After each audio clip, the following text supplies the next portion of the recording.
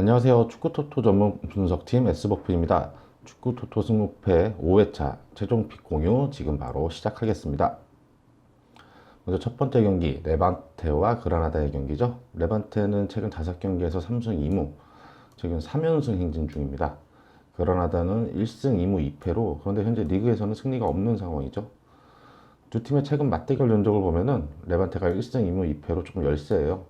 레반테의 홈에서는 레반테가 2승 1무 2패로 호각을 다투고 있죠. 홈팀 레반테는 최근 기세가 아주 좋습니다. 주축 미드필더들의 줄부상 속에서도 그 안정적인 포백 수비 라인을 바탕으로 7경기째 패배가 없어요. 지난 3일 그 비아레알과의 구강컵 8강전에서는 연장 접전 끝에 승리하면서 4강 진출에 성공했죠. 연장 후반 종료 직전 추가 시간에 로제르의 천금 결승골로 승리했어요. 구강컵과 리그를 병행하는 그 빡빡한 일정에서도 팀이 흔들리지 않고 있습니다. 특히 말사, 멜레로, 포스티고가 팀 중심을 아주 잘 잡아주고 있죠. 그리고 레온, 바르디, 베조, 로제르, 고메즈 알코는 상대팀에 따라서 선발과 교체로 출전하면서 상대 공간 침투와 측면 움직임이 매우 좋아 보였습니다. 골키퍼와 양측면 풀백들도 로테이션을 돌리고 있지만 조직력에는 큰 흔들림이 없어 보입니다. 공격 상황에 상대의 빠른 역습에 수비 전환이 좀 늦고 포지션 변화로 공수 상황에서 선수들의 위치 선정이 조금 어색한 모습이 있는데요. 최근 구강컵까지 치르느라 주축 선수들의 체력 저하가 걱정인 상황입니다. 캄파냐, 부쿠세비치, 그리고 젊은 피 프로토스의 부상 공백이 정말 아쉬운 상황이죠. 원정팀 그라나다는 최근 기세가 좋은 상황은 아니에요. 최근 리그 5경기에서 1승 2무 2패로 흐름이 좋지 않죠.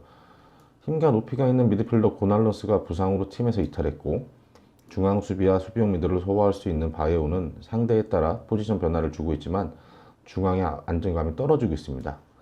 리그에서 3경기째 승리가 없고 구강컵도 8강전에서 연장 접촉 끝에 바르셀로나에게 3대5로 패했죠. 문제는 중앙 수비 두아르테와 호흡을 맞추고 있는 산체스, 그리고 중원의 에레라의 수비 대처 능력이 불안하다는 점인데 바이에오가 중앙과 중앙 수비 위치를 변경하고 있지만 불안감을 메워주고 있지 못하는 상황입니다. 양쪽 풀백 풀키와 네바, 그리고 두아르테와 산체스 혹은 바이에오가 지키는 포백 라인은 최근 5경기에서 무려 10골이나 내주면서 수비 조직의 안정화가 필요한 상황이죠. 구강컵에서는 후반 2분 만에 2대0으로 앞서고 있었지만 바르셀로나에게 후반 43분 그리고 47분 연달아 실점하며 연장으로 향했고 연장에서만 무려 3골이나 내주며 무너졌습니다. 중원의 공격 흥미들인 미아는 지난 부상에서 회복되어 5경기에 출전했는데 공격의 연결고리 역할을 충분히 잘 해줬어요. 근데 또다시 부상으로 2경기째 출전을 못하고 있죠. 리그 9위 레반테와 8위 그라나다, 순위표에 나란히 있는 두 팀은 최근 상황이 아주 비슷하죠. 두텁지 못한 스쿼드, 주축 선수들의 부상, 구강컵 8강전에서 연장 접전을 치르며 체력 소모가 컸다는 것, 동병상련입니다. 레반테는 전체적으로 활동량이 많고 측면의 공간 활용이 좋은 팀이고 그라나다는 중앙 수비와 중원의 밸런스가 좋았지만 최근 바이에오가 중원과 중앙 수비 역할을 수행하면서 밸런스에 신경 쓰이는 모습이지만 흔들림이 있어 보였습니다. 현재 흐름에서는 레반테의 우세가 예상되지만 그라나다가 지난 구강컵에서 바르셀로나의 공격에 위험한 상황을 잘 넘긴 점을 고려해서 레반테의 승과 무 이렇게 예상합니다. 두 번째 경기 레버쿠젠과 슈투트가르트입니다. 홈팀 레버쿠젠 최근 5경기에서 1승 4패예요. 패패패 3연패의 부진의 늪이죠. 슈투트가르트 역시 좋지 않아요. 1승 1무 3패. 더군다나 리그 원정에서는 2연패 중입니다. 두 팀의 맞대결 결과를 보면은 레버쿠젠의 3승 1무 1패로 우세를 보이고 있습니다. 레버쿠젠 홈에서 치러진 경기들은 레버쿠젠의 4승 1패로 압도적인 우세를 보이고 있죠. 홈팀 레버쿠젠은 흔들림 없이 견고했었는데요. 요즘에 휘청거리고 있죠. 리그 선두권을 달리던 팀 성적은 어느새 5위까지 내려앉았어요. 주축 미드필더들이 대거 부상자 명단에 이름을 올리며 전력 공백이 아주 커 보입니다. 주전 공격수 루카스 알라리오도 부상 복귀 후 11경기에서 2골에 그치고 있고 그나마 부상 복귀 후 제목을 해주던 시크도 최근 부진한 모습이에요.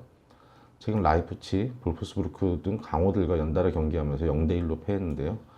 경기력 자체가 그렇게 나쁘진 않았습니다. 잘 짜여진 전형적인 4-3-3 전술로 수비 조직력도 좋았고 공격 전개도 잘 진행됐어요.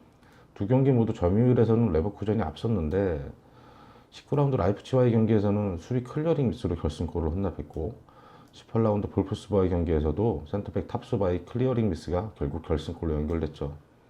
최근 컵 대회에서는 3-4-1-2 전술로 하이리그인 에센을 상대했었는데 역시나 압도적인 경기 운영을 하고도 연장 접전 끝에 1대2로 패했습니다. 골 결정력이 발목을 잡은 거죠. 최근 승리를 많이 거두지는 못했지만 수비 조직력은 건재하기 때문에 주요 미드필더 자원들이 복귀한다면 공격진에 양질의 패스가 공급되면서 다시 시즌 초에 강한 면모를 찾을 것으로 기대되고 있습니다. 원정팀 슈투트가르트는 최근 기세가 좋지 않습니다. 특히 리그 원정 경기 2연패 중이죠. 강호 프라이부르크의 원정 경기에서 1대2로 패한 것은 그럴 수 있겠는데 강등권인 아르미나 원정에서 무려 0대3으로 대패한 경기는 충격이었죠. 아르미나를 상대로 점유율, 슈팅 다 앞섰는데 상대 오버래핑을 적절하게 대응하지 못했고 또 자책골, 종료 직전에 역습 카운트까지 맞으면서 무너졌어요. 마인츠와의 홈 경기에서 칼라야직과 와망기투카의 연속골을 퍼부으면서 2대0으로 승리하며 연패는 끊어냈습니다. 슈투트가르트는 최근 부진 속에 그나마 위안인 것은 그 우측면 공격수인 와망기투카가 최근 출전했던 5경기에서 연속골을 기록하고 있다는 점이에요. 와망기투카는 18경기에서 무려 11골을 터뜨리면서 현재 리그 득점 순위 6위에 올라와 있습니다. 전형적인 윙어 포지션이지만 폭발적인 스피드와 스태미너 그리고 골문 앞에서 침착한 슈팅까지 장착한 99년생 아주 어린 공격수죠. 지난 주중 치러진 미넨글라와의 컵대회 16강에서는 전반 2분에 거의 약 80m 이상을 단독 드리블하고 상대 페널티 박스 안에서 수비수 2명까지 제쳐내면서 멋진 골을 성공시켰죠. 레버쿠젠이 팀 밸런스가 잘 잡혀있고 부진 속에서도 실점이 많지는 않은데 부상자가 너무 많은 상황입니다. 슈투트가르트도 최근 성적이 좋은 편은 아닌데 와망기투카가 포텐셜이 터지면서 측면 공격에 아주 불을 뿜고 있죠. 레버쿠젠의 측면 수비가 슈투트가르트의 측면 공격을 어떻게 대처하느냐에 따라서 승패가 갈릴 것 같은데요. 방패가 막아내느냐, 창이 뚫어내느냐, 레버쿠젠의 승패 예상합니다. 세 번째 경기는 프라이부르크와 도르트문트의 경기입니다. 홈팀 프라이부르크는 최근 2승 1무 2패, 홈에서는 2승 1무로 강세예요. 도르트문트 2승 2무 1패, 2연승 중인데 원정에서는 2연패 중입니다. 두 팀이 최근 맞대결 결과를 보면은 프라이부르크가 1무 4패로 열세예요. 홈에서도 프라이부르크가 2무 3패로 열세를 면치 못하고 있습니다. 홈팀 프라이부르크는 최근 리그 9경기 무승이라는 아주 지긋한 부진을 벗어나면서 어느 정도 팀 밸런스가 잡혀가고 있는 상황이죠. 리그 11라운드에서 15라운드까지 파죽의 5연승을 달리면서 승점을 차곡차곡 쌓아갔어요. 16라운드에서 리그 1위 바이에른 뮌헨에게 발목을 잡히면서 연승은 끊겼는데 이어진 프랑크푸르트와의 경기에서는 자책골로 인한 아쉬운 무승부를 거뒀죠. 슈투트가르트를 상대로는 2대1로 승리했어요. 슈투트가르트를 상대로는 정우영의 패스를 받은 데미로비치가 동점골을 정우영이 상대 수비의 실수를 놓치지 않고 역전골을 터뜨렸었죠. 미드필더 빈첸조 그리포가 득점력을 가동하면서 팀의 부진 탈출을 이끌었고 최근에는 아주 다양한 선수들이 골을 터뜨리면서 팀을 지탱하고 있습니다. 최근 조커로 활약 중인 닐슨 페테르센도 다시 득점포가 가동되기 시작했죠. 가장 최근 경기에서는 볼프스부르크에게 3골이나 헌납하며 0대3으로 완패했었는데 코너킥 상황에서 문전 혼전 클리어링 미스 그리고 중앙 수비수의 박스 안에서의 몸싸움 실수 드로인 상황에서의 패스 미스 전부 수비진의 실수로 골을 내주고 말았습니다. 수비 라인의 점검이 한번 필요한 타이밍 같네요. 도르트문트는 최근 레버쿠젠, 미넨글라에게 연패를 당했었죠. 다행히도 지난 라운드 아우크스를 상대로 3대1 완승을 거두면서 연패 탈출에 성공했고 컵대회에서는 파더보른을 꺾고 8강 진출에 성공했습니다. 아우크스와의 경기에서는 선제골을 내주고 홀란드가 페널티킥까지 실축하면서 이거 연패가 지속되나 싶었는데 델라네이와 산체의 연속골로 그리고 홀란드의 날카로운 크로스가 상대 자책골로 연결되면서 3대1로 역전승을 거뒀죠. 컵대회에서는 2대1로 앞서고 있던 후반 53분 비디오 판독 결과 페널티킥을 내주면서 연장으로 넘어갔습니다. 그러나 역시나 해결사 홀란드가 결승골을 터뜨리면서 3대2로 승리했죠. 팀 전력의 가반이라 해도 넘치지 않은 홀란드가 부상에서 회복한 뒤 경기력이 올라오면서 잠시 흔들리던 도르트문트의 경기력도 올라오고 있습니다. 홀란드는 현재 리그 14경기에서 14골, 경기당 평균 1골을 기록하고 있죠. 근데 도르트문트가 최근 세트피스 실점이 많아지고 있고 상대 역습에 쉽사리 골을 허용하고 있는 모습이 있어서 이건 좀 개선해야 될 상황으로 보여집니다. 프라이부르크가 최근 홈에서 강세를 보이고 있지만 홀란드가 완벽히 부활한 도르트문트의 공세를 막아내기에는 힘겹겠죠. 최근 맞대결 전적에서도 프라이부르크는 1무 4패로 도르트문트의 문턱을 넘어서지 못했어요. 최근 도르트문트의 수비 조직이 조금 헐거워졌지만 프라이부르크의 공세를 막아내기엔 충분해 보입니다. 도르트문트의 승 예상합니다. 네 번째 경기는 마인츠와 유니온 베를린입니다. 마인츠 최근 5경기에서 1승 1무 3패, 무려 12경기에서 겨우 1승밖에 거두지 못했습니다. 베를린 역시 1승 2무 2패로 원정에서 2연패 중입니다. 두 팀의 맞대결에서는 마인츠가 초반에서는 무려 3승을 거뒀는데 모두 예전에 2부 리그 시절이에요. 마인츠는 강등권에 머물고 있는데요. 좀처럼 나아질 기미가 안 보이고 있어요. 최근 12경기에서 단 1승밖에 못 거뒀죠. 지난 18라운드 리그 2위인 라이프치히를 상대로 3대 역전승을 거뒀는데요. 경기 내용을 보면 점유율, 슈팅수 모든 면에서 마인츠가 뒤처졌어요. 그런데 세트피스 상황 문전 혼전 속에서 수비수 니아카트가 골을 성공시켰고 또 코너킥 상황에서 다시 한번 니아카트가 베레 헤딩슛을 살짝 방향을 바꾸면서 골망을 흔들었죠. 후반 5분에는 바레이라가 다코스타의 크로스를 골키퍼 앞에서 오른발로 차넣으면서 결국 라이프치히를 잡아냈습니다. 이게 마인츠가 잘했다라기보다는 세트피스 상황에서 적극적으로 공격에 임한 그 니아카트의 공이 컸죠. 마인츠는 이어진 슈투트가르트와의 경기에서는 다시 무기력한 모습을 보이면서 0대2로 패했습니다. 리그 19경기에서 18골에 그친 부진한 공격력, 같은 기간 무려 40골이나 허용한 허술한 수비력, 마인츠는 총체적 난국입니다. 유니온 베를린도 리그 초반 차곡차곡 승점을 쌓더니 최근 패배가 늘어나고 있죠. 올 시즌 19경기에서 4패밖에 기록하지 않았는데 최근 3경기에서 2패를 기록했습니다. 리그 초반 9경기에서 6골을 몰아치며 팀 공격을 이끌던 막스 크루즈의 부상 이탈로 인해서 공격진의 중심축이 사라진 게 아쉬운 상황이죠. 그래도 고른 선수들이 골을 터뜨리며 좀처럼 패하지 않는 경기를 펼쳐왔는데 지난 아우크스와의 경기에서는 아우크스의 주포 니덜레우너에게 2골을 내주면서 무너지고 말았어요.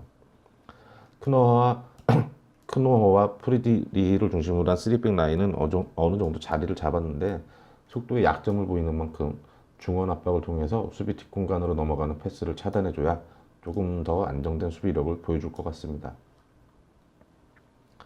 마인츠의 올 시즌 경기력, 최근의 경기 모습을 봤을 때 마인츠가 좀처럼 이기는 경기를 하기는 힘들어 보입니다.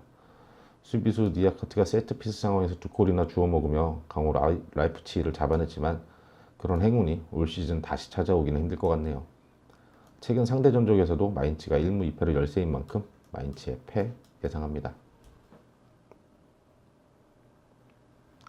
5번째 경기 아우크스와 볼프스부르크입니다. 홈팀 아우크스 1승 4패, 그나마 홈 4연패는 탈출했습니다. 볼프스부르크는 4승 1무, 패배가 뭐지? 요즘 내가 제일 잘 나가 이런 모드예요. 두 팀의 맞대결에서도 아우크스는 2무 3패로 열세입니다. 5경기에서 무려 13골, 8골을 내준 경기도 있었어요. 아우크스의 홈에서는 1승 1무 3패, 이거 홈에서도 아우크스가 열세죠. 리그 하위권에 머물고 있는 아우크스는 최근 홈에서 5연패를 당했었습니다. 그나마 지난 18라운드 니덜레우너의 멀티골에 힘입어 유니온 베를린을 2대1로 제압하면서 홈 5연패 사슬은 끊어냈죠. 이어진 도르트문트 원정 경기에선 전반 10분 만에 선제골을 터뜨리면서 이거 연승 거두나? 부푼 꿈을 꿨는데 델라네이와 산초에게 연속골을 내주고 후반 30분에는 홀란드의 크로스를 우도와이가 걷어내려다가 자책골로 연결하면서 1대3으로 무너졌죠. 주전 공격수 니덜레우너가 18라운드가 돼서야 리그 첫 골을 기록하는 등 공격진의 부진이 심각한 상황입니다. 여기에 우드워하이, 구일라우, 옥스퍼드로 이어지는 3백 라인도 허점이 많이 보이고 있죠. 특히 수비 뒷공간을 너무 쉽게 내주고 있고 높이에서도 그렇다고 강점을 보여주지 못하고 있습니다. 10승 고지를 눈앞에 둔 볼프스부르크는 최근 기세가 아주 무섭죠. 4연승을 기록 중이면서 6경기 연속 무패예요. 최근 리그에서는 도르트문트에게 패한 뒤 유니온 베를린과의 경기에서는 후반 5분 수비형 미드필더 아놀드가 퇴장당하는 불운 속에서도 동점골을 성공시키며 무승부를 거뒀죠. 이어진 리그 2위 라이프치히와의 경기에서도 전반을 2대1로 앞서며 우세한 경기를 펼쳤지만 그 후반 세트피스 상황에서 카스티스 골키퍼의 미스로 동점골을 내주며 무승부로 마무리했어요. 이어진 마인츠, 레버쿠젠, 프라이부르크와의 경기는 모두 무실점 승리를 거뒀습니다. 네우스트가 최근 19경기에서 13골로 팀 공격을 이끌고 있고 오타뷰, 브룩스, 라크로이, 은바브로 이어지는 풀백 라인과 수비형 미들 아놀드와 슐라고를 중심으로 한 4-2-3-1 전술의 밸런스와 조직력이 완성된 팀입니다. 주중 컵대회에서도 샬케를 상대로 베어호스트의 골로 승리하며 8강 진출을 확정했죠. 최근 기세나 객관적 전력만 놓고 본다면 볼프스부르크의 완전한 우세가 점쳐지는 매치입니다. 그런데 아우쿠스가 지난 유니온 베를린과의 경기처럼 측면과 최전방 공격진부터 압박을 시도하면서 짜임새 있는 수비적인 전술을 펼친다면 볼프스부르크도 흔들릴 수 있습니다. 볼프스부가 전형적인 역습보다는 빌드업을 통한 경기 운영을 선호하는 스타일인 만큼 아우쿠스가 수비적으로 나오면서 라인을 조절한다면 쉽사리 공략하기 힘들 수도 있어요. 아우쿠스도 세트피스 득점력이 있는 팀인 만큼 무승부도 가능한 경기입니다. 아우쿠스의 무 혹은 패 예상합니다. 여섯 번째 매치 엘체와 비아레알입니다. 홈팀 엘체는 최근 1무 4패, 리그 무려 14경기째 무승, 부진의 끝이 어디일까요? 비아레알은 1승 3무 1패로 1월 초에 4연승을 거둔 후 잠시 주춤하는 상황이죠. 두 팀의 최근 맞대결 결과는 1승 3무 1패로 호각입니다. 네, 엘체가 거둔 승리는 그냥 친선전이었어요. 그것도 2014년도에. 엘체의 홈에서도 2승 1무 2패로 엘체의 승리는 앞서 말씀드린 것처럼 친선전, 그리고 예전 아주 오래된 2부 리그 기록입니다. 올 시즌 승격팀 엘체, 그 시즌 초반 뭔가 다크호스 같은 냄새를 아주 잠시 풍겼죠. 아주 잠시. 현재 리그 14경기째 무승입니다. 19경기를 치르면서 단 3승만 기록했죠. 아무래도 승격팀으로서 생존하기에는 힘들어 보입니다. 무실점 경기는 지난 3라운드 우에스카전, 10라운드 비아레알전 외에는 모두 실점을 허용했어요. 3백으로 수비 중심적인 경기를 하고 상황에 따라 포백으로 변화를 주기도 합니다. 공격 핵심인 피델이 4골 2도움으로 팀 내 최다 공격 포인트지만 지난 헤타페와의 경기에서 부상을 당한 이후 출전하지 못하고 있죠. 발렌시아 원정에서는 마르코네와 곤잘레스 두 중앙 수비수가 양 측면 윙백으로 출전해서 발렌시아의 빠른 측면 공격을 잘 대처했어요. 반면 중원의 리고니 공수 조율은 조금 부족한 모습입니다. 오른쪽 미드필더 쿠티는 공수에서 넓은 활동량을 보이고 있긴 한데 그 최전방 보예, 그리고 측면의 쿠티와 테테모렌트의 공격의 날카로움은 보이지 않습니다. 이번 경기에 베라두와 바라간이 경고 누적으로 결정하는 만큼 중원과 수비 라인에 공백이 예상됩니다. 비아레알은 1월 초 4연승을 거두면서 다시 시즌 초반에 그 상승세를 이어나가나 했는데 그라나다와의 홈 경기에서 후반 추가 시간 파코가 페널티킥을 실축하면서 2대2로 비기면서 그 흐름이 끊겼죠. 이어진 리그 꼴찌 우에스카와의 경기에서도 지리한 졸전 끝에 0대0으로 비겼습니다. 지난 라운드 레알 소시에다와의 홈 경기에서도 전반 3분 만에 수비형 미들 파레오에 아주 환상적인 중거리골로 앞서 나갔는데 종료 직전 93분에 동점골을 내주면서 비기고 말았어요. 최근 잡았어야 할 두 경기를 90분이 지난 시간에 놓쳐버린 거죠. 두 경기나. 여기에 구강컵 8강에서는 연장 접전 끝에 무려 121분에 결승골을 헌납하면서 패했어요. 이보라가 부상으로 오랫동안 팀을 떠나 있지만 큰 수비 공백은 없어 보입니다. 중원과 수비 안정감을 보여주고 있거든요. 다만 그 코메스, 파코, 트리게로스의 골 결정력이 떨어지고 있는 게 문제죠. 두 팀 다 최근 기세가 좋지 않습니다. 안 좋은 분위기에 놓인 두 팀이긴 한데 그래도 비아레알이 안정적인 경기력으로 우위를 점할 것으로 보이죠. 마리오 가스파리의 부상 공백을 수비형 미들 페데르사가 측면 수비로 내려와서 포백 라인을 견고하게 유지하고 있는 만큼 득점력이 저조한 엘체가 그 비아레알을 공략하기에는 힘들 것 같습니다. 또한 엘체가 중원 수비 베라두와 센터백 바라간의 경고 누적 공백을 메우기는 힘들어 보여요. 여기에 엘체 공격진의 결정력 부족까지 감안한다면 비아레알과의 공수에서 전력 차이를 극복하지 못할 것 같습니다. 엘체의 패 예상합니다. 일곱 번째 경기 미넨귤라와 켈른의 매치입니다. 홈팀 미넨귤라는 3승 2무 8경기 연속 무패 행진입니다. 2021년 들어서 진 적이 없어요. 켈른은 2승 1무 2패, 프라이부르크에게 당했던 0대5 참사에서 극복하고 있는 중입니다. 두 팀의 맞대결 전적을 보면 미넨귤라가 4승 1패로 절대 우위죠. 미넨귤라의 홈에서도 4승 1패로 절대적인 우위를 보이고 있습니다. 홈팀 미넨귤라는 최근 기세가 예사롭지 않습니다. 올 시즌 리그에서 8승을 거둔 팀인데 1월 한 달간 4승을 기록했어요. 2021년 들어서 단 한 경기도 패하지 않고 매서운 상승세를 보여주고 있죠. 올해 첫 경기에서 하위권 아르미니를 상대로 승리하더니 이어진 1위팀 바이런 미넨과의 경기에서 먼저 2골을 내준 상황에서 3골을 퍼부으면서 대역전극을 펼쳤습니다. 도르트문트와의 경기에서도 홀란드의 원맨쇼에 휩쓸리는 듯 했으나 1대2 상황에서 엘베디, 벤세바이니, 티라이 릴레이골로 4대2 역전승을 거뒀어요. 강호들을 상대로 역전승을 거두면서 팀 전체 사기가 많이 올라왔습니다. 라스 슈틴들이 9골로 공격을 주도하였고 티랑 마르쿠스, 솔레 알라산 등 다양한 공격진의 골을 터뜨리고 여기에 니코 엘베디, 긴터, 라이노, 벤스바이니, 벤트 등 포백 라인에선 수비들로 골을 터뜨리고 있습니다. 그 니코 엘베디는 최근 4경기에서 세트피스 가담으로 3골을 터뜨리면서 이거 확실한 골 넣는 선수로 자리매김하고 있죠. 최근 7경기에서 13골에 8실점, 아주 밸런스가 잘 잡힌 팀 전력을 보여주고 있습니다.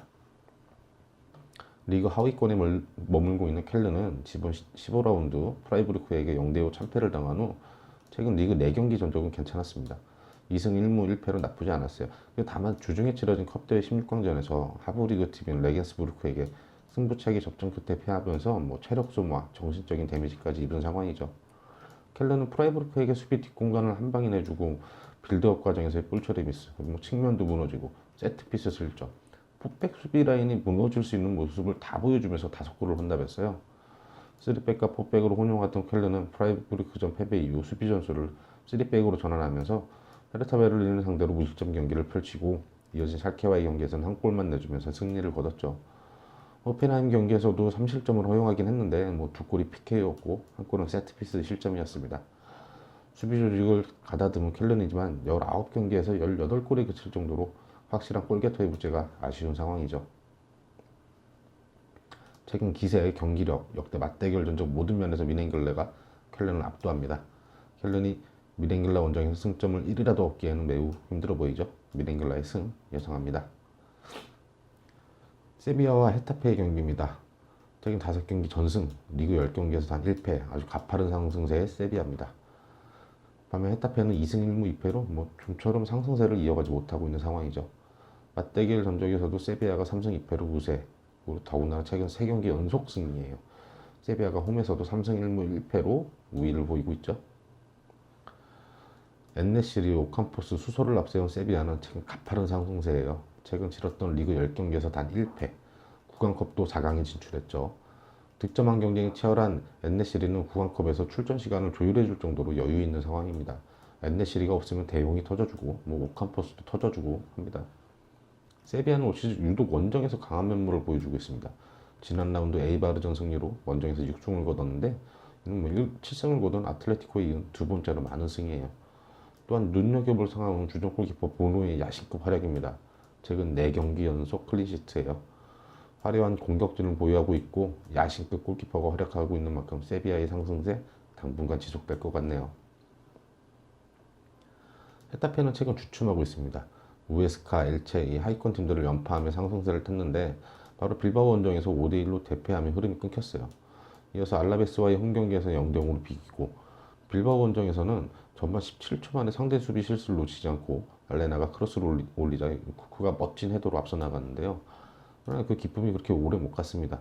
금세 수비 뒷공간을 내주면서 동점골을 내줬고 마타가 PK를 실축하면서 전반을 마쳤죠.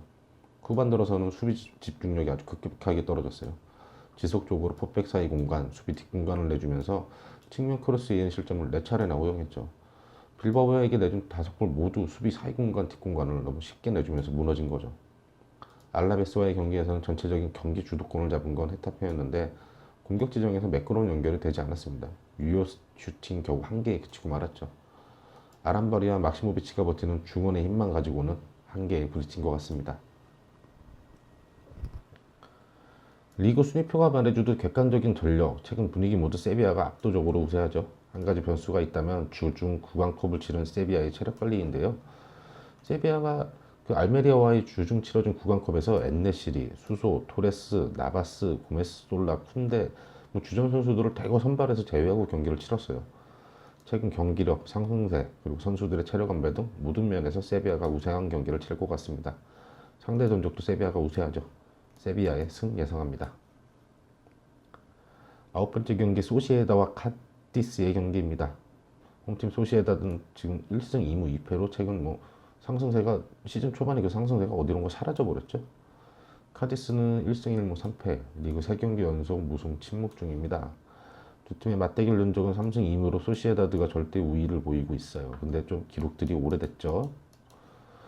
홈에서도 소시에다가 카디스와 상대해서 7전 5승 2무로 패가 없습니다. 그리고 이것도 다 기록이 오래됐어요. 소시에다드는 시즌 초반 리그 선두를 달리던 그때 레알 소시에다드가 어디 갔을까요? 최근 거둔 승리는 구강컵에서 하브리그 코르도바를 상대로 거둔 승리를 제외하고는 지난 16라운드 빌바오를 상대로 1대0 승리가 마지막이죠. 최근 치러진 리그 10경기에서 1승 5무 4패로 부진의 늪에 빠져 있습니다. 지난해 11월 말 중원을 책임지는 실바가 부상으로 이탈한 뒤 팀이 좀처럼 제자리를 찾지 못해요. 그나마 야누자이가 부상에서 복귀했지만 아직 정상 컨디션이 아니라 출전 시간을 조율하고 있는 상황이죠. 오야르자발, 이삭, 포르투로 구성된 쓰리톱 공격진은 나름 매경기 자기 몫을 소화하고 있지만 최근 리그와 구강컵에서 연이어 만난 베티스와의 경기를 복귀해보면 다 잡은 경기를 경기 막판 실점하면서 승리를 챙기지 못했어요. 매경기 실점하고 있는 수비 조직력을 살려내지 못한다면 리그 순위는 이거 더 곤두박질 칠 상황이죠. 특히 중앙 수비수 센터백들의 실수로 결정적인 슈팅 찬스를 내주면서 무너지는 모습이에요. 승격팀으로 시즌 초 레알 마드리드 그리고 바르셀로나를 잡아내며 파란을 일으켰던 카디스. 지금은 리그 중위권을 유지하며 승격팀으로서는 선방하고 있어요. 지난 18라운드 알라베스를 상대로 3대1로 승리했고 이어진 레반테와의 경기에서는 2대2 무승부를 기록했죠. 그러나 상위권의 세비야, 에이티 마드리드와의 연이은 경기에서 3대0, 2대4로 대패하면서 분위기가 침체됐습니다. 객관적인 전력에서 열세인 상위권 팀을 상대로 패할 수는 있지만 두 경기에서 내리 7골이나 내주면서 수비 조직이 무너진 것이 카디스에게는 치명적인 상황이죠. 세비야와의 경기에서는 세비야의 엔네시리에게 해트트릭을 허용하면서 완패했어요.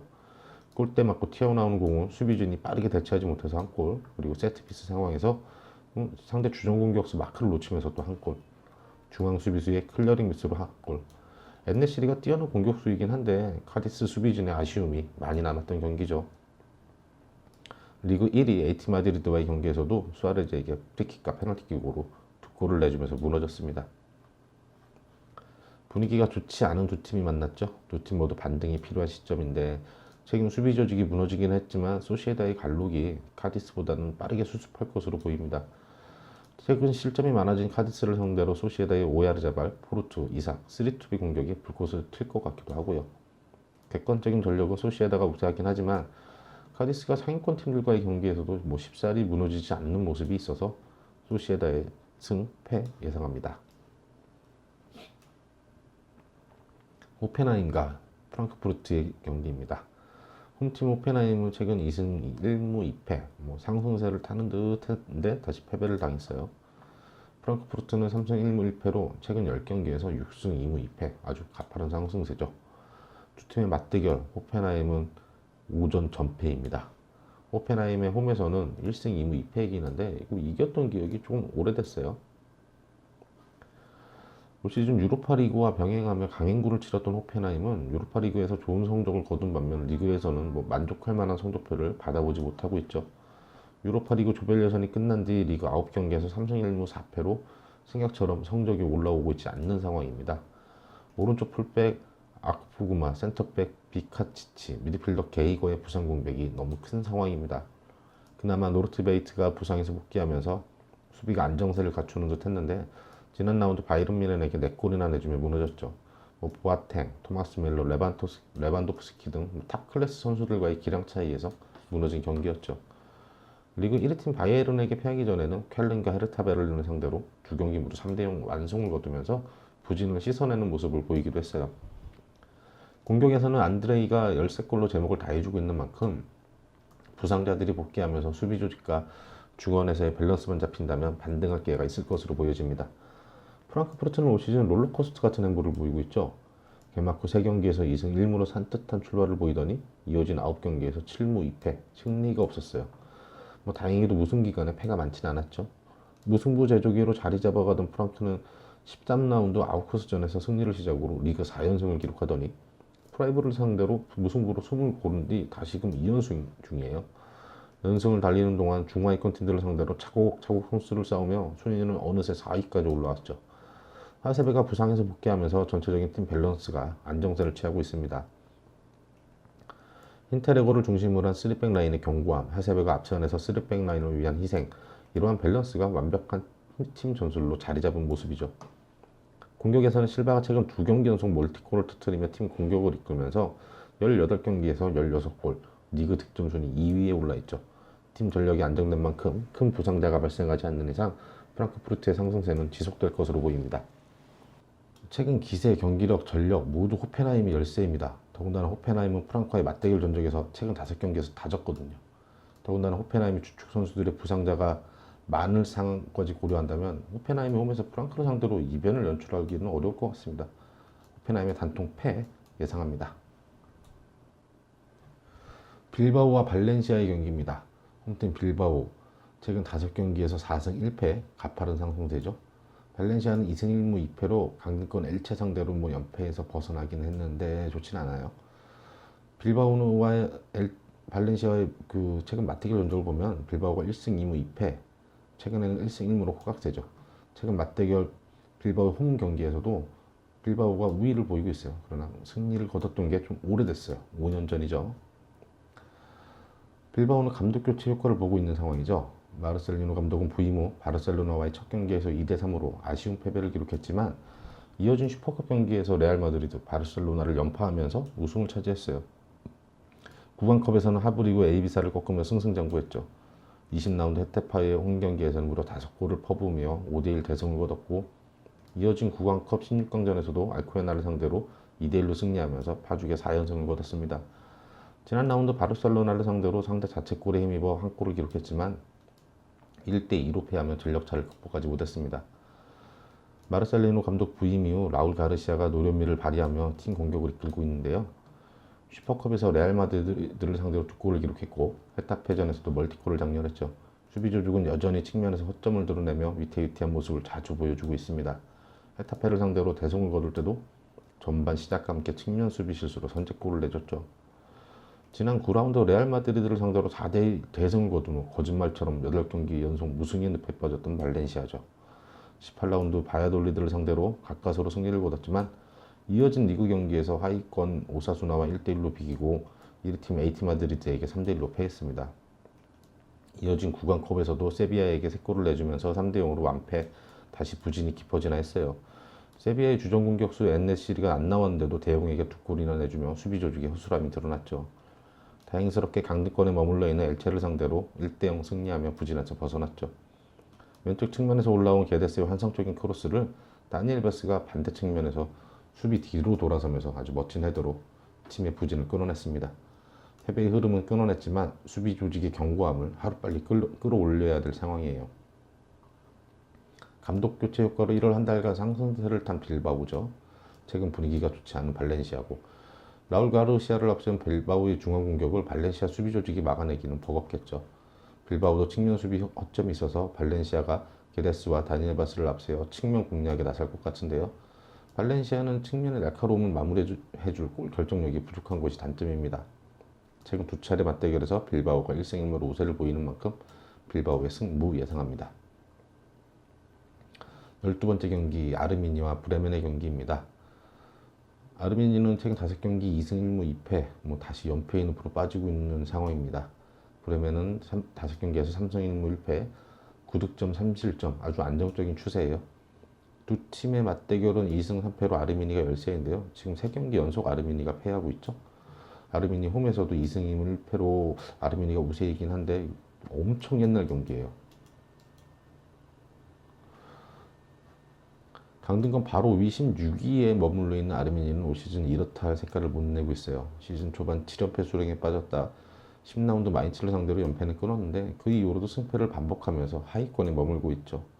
프랑크푸르트와의 홈 경기에서는 측면 수비가 무너지고 중앙 수비진의 집중력이 흐트러지면서 1대5로 대패한 데 이어서 켈린과의 원정 경기에서도 힘과 높이의 수비 조직이 밀리면서 1대3으로 패해서 다시 한번 연패의 수렁에 빠지는 게 아닌가 이런 걱정이 되는 상황입니다. 두 경기에서 무려 8골이나 내줬던 라우르손, 닐손, 파이퍼, 브루노로 이어지는 풋백라인에 변화가 필요해 보이죠. 저조한 득점력도 문제인데 수비 조직의 안정화가 없이는 강등권 밖으로 안전하게 올라서기 힘들어 보이네요.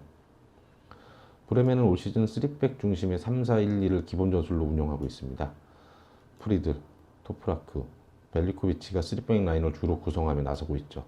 지난 18라운드 헤르타 베를린과의 경기에서는 경기 점유율, 슈팅, 유효 슈팅 모든 내용에서 베를린에게 뒤졌는데 젤케의 페널티킥 선제골, 토프라크, 비텐쿠르크, 조슈아의 연속골로 4대1 대승을 거뒀습니다. 이어진 샬케와의 경기에서는 팽팽한 경기를 펼치면서 무려 15개의 슈팅을 시도했지만 단 한 골에 그치면서 1대1 무승부를 기록했죠. 주중 치러진 그로이터 피르트와의 컵대회 16강에서는 모발드와 아구 연속골로 승리하면서 8강 진출에 성공했습니다. 팀 공격을 이끌어야 할 펠크루거가 장기 부상으로 경기에 나오지 못하고 있고 젤케 역시 또 부상자 명단에 이름을 올려서 공격진의 무게감이 확 떨어진 상황이죠. 아르미니는 최근 수비 조직이 많이 흔들리고 있는 상황이에요. 힘과 높이에서 우위를 점하지 못하면 실점이 많아지고 있죠. 브레멘이 공격 속도가 빠르지 않지만 중원 짜임새와 높이에 강점이 있는 팀이에요. 아르미니가 간혹 이변을 연출하긴 하지만 최근 기세나 개인기량 차이를 감안해서 아르미니 패 예상합니다. 13번째 매치 오사수나와 에이바르의 경기입니다. 홈팀 오사수나 최근 5경기에서 2승 1무 2패 2연패로 다시 연패 늪으로 빠지고 있죠. 에이바르는 1무 4패 부진한 늪에 완전히 빠져버렸습니다. 두 팀의 최근 5경기 맞대결 결과를 보면 1승 4무 호각세를 보이고 있어요. 오사수나가 홈에서도 1승 3무로 아주 팽팽한 맞대결 결과를 보여주고 있죠. 오사수나는 올 시즌 리그에서 유독 연패와 연속 무승부가 많았어요. 시즌 초 2연패, 또다시 2연패, 4연패, 4연속 무승부, 리그 최하위권에 머물고 있죠. 지난 20라운드 드디어 그라나다를 상대로 3대1 승리를 거두며 강등권을 탈출했는데 지난 라운드 다시 베티스에게 발목을 잡히며 아슬아슬한 17위를 유지하고 있죠. 주로 수비형 미드필더 토로를 중심으로 한 4-1-4-1이나 4-3-3 전술을 기반으로 측면을 통한 역습 위주의 경기 운영을 펼치는데 세밀함이 좀 떨어집니다. 크로스까지 연결이 되지만 이걸 골로 마무리 짓지 못해요. 리그 21경기에서 19골에 그칠 만큼 공격의 세밀함이 많이 부족하죠. 수비도 거의 매 경기 골을 허용하면서 허술함을 보이고 있어요. 더군다나 팀 전술의 중심인 수비형 미들 토로가 다시 부상으로 출전이 불투명한 상황입니다. 그라나다전에서는 멀티골을 터뜨리며 3대2 승리를 이끈 부디미르 안테도 부상으로 출전이 불투명합니다. 그라나다전에서 부상으로 교체 아웃된 호니도 전력에서 이탈해버렸죠. 구강컵 16강에서 2부 리그의 알메리아를 상대로 연장까지 가서 0대0으로 비기고 결국 승부차기 끝에 패했습니다. 에이바르는 최근 5경기에서 승리가 없었습니다. 심지어 하브리그 나발칸네로와의 구강컵에서도 3대1로 패했어요. 가장 최근 승리는 하브리그 팀 라스 로자스를 상대로 연장 접전 끝에 거둔 구강컵 64강전 4대3 승리예요. 리그에서는 17라운드 그라나다와의 홈경기 2대0 승리가 마지막입니다. 브라이언 힐의 멀티골로 승리했었죠. 브라이언 힐은 2001년생으로 스페인 언더 21세 대표팀에도 이름을 올리는 유망주인데 지난해 10월 세비야에서 임대 이적한 선수예요. 그라나다와의 경기에서 올 시즌 라리가 첫 골을 기록했고 셀타 비고와의 20라운드 원정 경기에서도 동점골을 터뜨리면서 성장 가능성을 보여주고 있죠. 기본적으로 발이 빠르고 매우 저돌적인 플레이를 보여주고 있습니다. 에이바르는 지난 라운드 세비야와의 경기에서는 브라이언 힐과 키케를 앞세워 무려 17개의 슈팅을 퍼부었는데 한 골도 기록하지 못하고 0대2로 패했어요. 이날 경기에서 주전 골키퍼 드미트로비치가 두 번째 실점 과정에서 부상을 입어 교체 아웃됐는데 약 3주간 결장이 예상된다고 합니다. 하위권에 머물고 있던 두 팀의 맞대결, 최근 분위기도 똑같이 좋지 않습니다. 오사수나, 에이바르 두 팀 다 부상 공백이 커 보이죠. 오사수나는 주전 미드필더 공격수가 빠질 것으로 보이고 에이바르는 주전 골키퍼가 나설 수 없는 상황이죠. 최근 맞대결 전적에서도 1승 3무로 팽팽하긴 했지만 승리를 거둔 건 오사수나였어요. 상승세를 탄 젊은 혈기의 브라이언 힐과 키케가 에이바르의 공격을 이끌겠지만 골 결정력이 부족한 만큼 오사수나의 골문을 열기는 쉽지 않아 보입니다. 오사수나의 승무 예상합니다. 14번째 경기 베티스와 바르셀로나의 경기입니다. 베티스 2021년 8경기에서 6승 2무 아주 가파른 상승세죠. 바르셀로나 역시나 2021년 10경기에서 9승 1패 다시 일값을 하고 있어요. 두 팀의 맞대결 흔적을 보면 베티스가 1승 4패로 절대적인 약세를 보이고 있습니다. 베티스의 홈에서도 1무 4패, 베티스가 얻은 승점은 단 1이에요. 베티스는 최근 가파른 상승세를 보이고 있죠. 지난 라운드 하위권 오사수나를 상대로 1대0으로 승리했고 소시에다와의 리그 구강컵 2연전에서는 리그에서는 무승부, 구강컵에서는 승리하면서 4강에 진출했어요. 2021년 들어 베티스는 패배한 경기가 없을 만큼 상승세예요. 특히 부상에서 복귀한 수비형 미드필더 세르기오 카날레스가 무서운 골폭풍을 몰아치고 있습니다. 부상 복귀 첫 경기였던 레반테와의 원정 경기에서 후반 교체 투입해 2골을 기록했고, 이어진 세비야와의 홈 경기에서도 페널티킥으로 동점골을 성공시켰죠. 최근 5경기에서 4경기 연속골을 터뜨리며 말 그대로 하드캐리하고 있죠. 중거리 슈팅 능력, 박스 언저리에서의 그 정확한 슈팅력, 골문을 향한 쇄도, 팔방미인급 활약을 펼치고 있습니다. 코로나 여파, 챔피언스리그 병행 등 예전 같지 않았던 바르셀로나, 어느새 예전의 위용을 되찾았습니다. 슈퍼컵 결승에서 빌바오에게 연장 끝에 패배한 것 외에 15경기에서 14승 1패를 기록 중이에요. 메시, 그리즈만으로 이어지는 공격 라인은 가공할 파괴력을 보여주고 있고, 알바, 랭글렌, 아라우조, 데스트로로 이어지는 퍼펙도 견고함을 보여주고 있죠. 백업 멤버들도 자기 몫을 다 소화합니다. 주중 구강컵 8강전에서 연장 120분 혈투 끝에 그라나다를 5대3으로 꺾고 4강 진출에 성공했는데요. 주전 선수들의 체력 안배가 걱정되긴 하지만 후반 종료 직전 연달아 2골을 터뜨리며 연장까지 끌고 가서 기어코 승리한 바르셀로나의 저력이 돋보였죠. 가파른 상승세에 오른 두 팀이 맞붙은 만큼 승부가 예상하기 힘든 경기입니다. 바르셀로나가 객관적인 전력에서 한 수 위인 것은 사실이나 주중 구강컵에서 연장 접전을 치른 만큼 120분 풀타임을 소화한 메시, 그리즈만, 데용, 아라우조, 알바의 체력 회복이 관건일 것 같습니다. 그래도 백업 멤버들도 자기 몫을 충분히 소화하는 바르셀로나인 만큼 실점이 많은 베티스를 상대로 충분히 승리할 수 있겠죠.